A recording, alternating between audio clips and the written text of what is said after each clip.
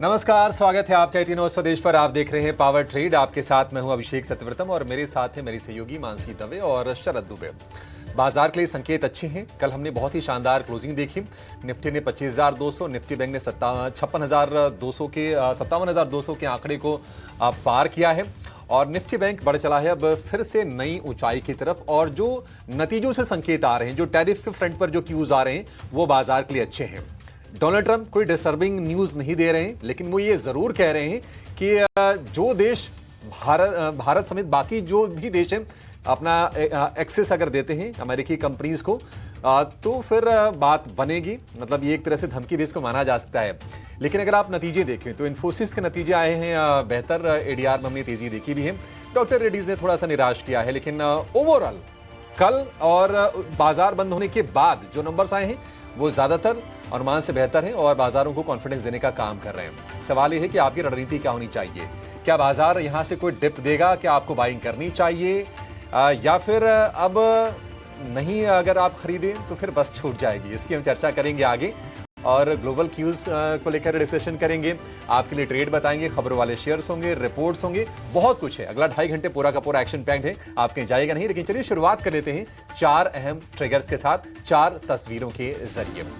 तो अमेरिकी बाजारों से जो संकेत हैं वो ठीक ठाक हैं, क्योंकि डाउ में हमने देखी है 500 अंकों से ज्यादा की तेजी और गिफ्ट निफ्टी करीब 50 अंक ऊपर कारोबार कर रहा है। लेकिन चिंता की बात यह है कि एफआईज की बिकवाली जारी है और कल भी एफआईज ने बेचा है 4,000 करोड़ रुपए से ज्यादा के कैश में सेलिंग उन्होंने की है और जो लॉन्ग होल्डिंग है वो है 15% के आसपास ही। लेकिन एक ऑप्टिमिज्म बिल्ड हो रहा है यूएस और ईयू के बीच ट्रेड डील को लेकर।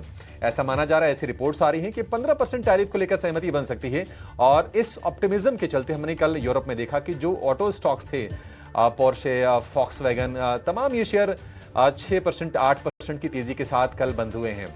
आज अगर आप जापान के बाजार को देखेंगे, अमेरिका के साथ जो उन्होंने ट्रेड डील की है, तो 2 दिन में करीब 2000 पॉइंट जापान का निक्केई चढ़ गया है। तो जबरदस्त तेजी है, 2 दिन में करीब 5% के आसपास पहुंचा ले। बाकी बाजारों से हम संकेत देख रहे हैं कि ठीक ठाक निकल के आ रहे हैं।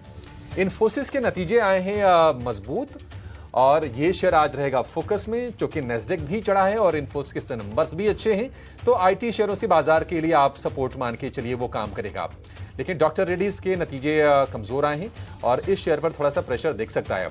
लेकिन आज आईएक्स में आप बड़ी गिरावट के लिए तैयार रहिए, क्योंकि मार्केट कपलिंग को सीआरसी की मंजूरी मिल गई है और एक तरह से जो मोनोपोली थी आईएक्स की उसको लेकर उसको काफी तगड़ा झटका लगा है।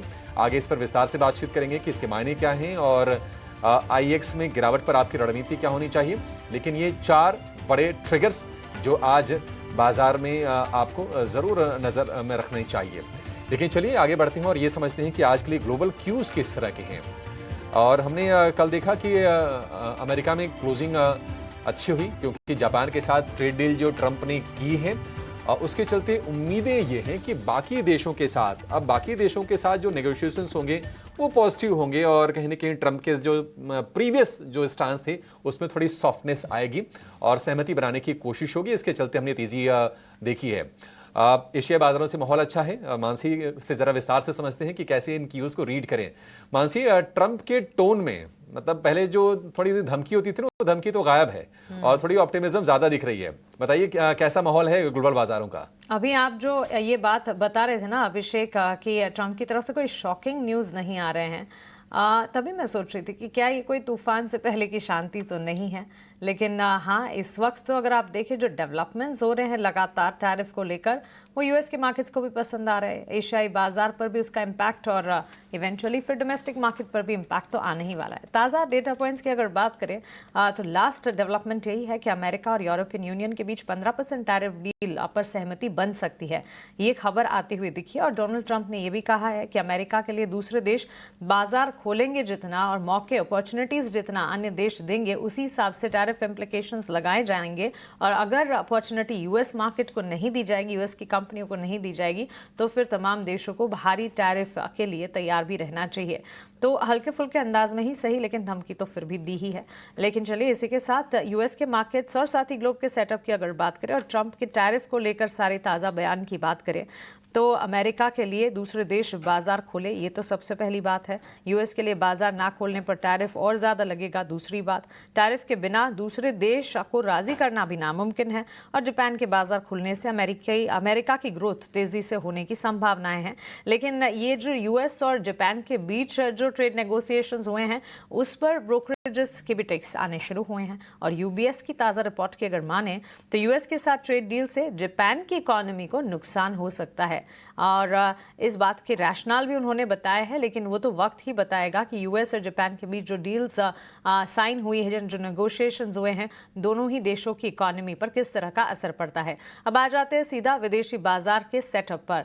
यूएस के मार्केट्स कल जब ये न्यूज़ डेवलपमेंट आए तो उसके बाद चेयर कर रहे थे। अच्छी खासी मजबूती के बीच कामकाज हमने देखा। एक तो 1 अगस्त की डेडलाइन से पहले कई देशों के साथ डील होने की उम्मीद जताई जा रही है। डाउ कल दूसरे दिन लगातार तेज था, 500 अंकों की मजबूती के साथ ट्रेंड कर रहा था। नैस्डैक में भी 127 अंकों की मजबूती के साथ दिन के उच्चतम स्तर पर हमने अच्छा खासा एक्शन देखा। और इसी के साथ S&P 500 इंडेक्स में ही डाउ और नैस्डैक के मुकाबले कम, लेकिन तेजी का दौर जरूर देखने को मिला। अब टैरिफ को लेकर अमेरिका की यूरोपियन यूनियन के साथ बैठक और उसके टेक अवेज भी लगातार हम आपके सामने रख रहे हैं। ये तमाम चीजें तो है ही, लेकिन एशियाई बाजार से मिले जुले स्टांस हैं। इस वक्त अगर आप देखेंगे यूएस के डील से जापान के निक्केई में दूसरे दिन भी शानदार तेजी का दौर है। और ये तेजी जो है जारी फिलहाल तो नजर आ रही है।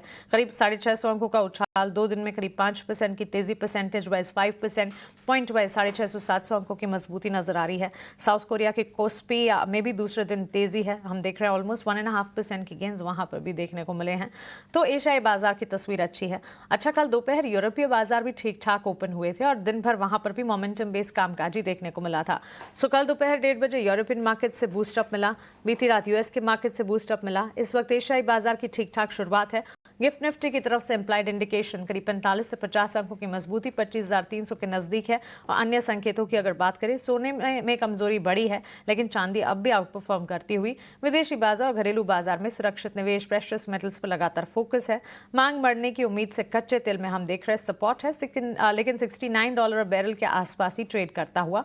यूएस 10 ईयर बॉन्ड डील जो है 4.39% पर और डॉलर इंडेक्स 97 के लेवल्स पर। ठीक ठाक संकेत है। फिलहाल तो ऐसा कुछ नहीं नजर आ रहा है जो कि भारतीय बाजार के लिए विदेशी बाजार से एक कमजोरी या कंसर्न का काम कर जाए। तो विदेशी बाजार के संकेत ठीक और अच्छे कहे जाएंगे।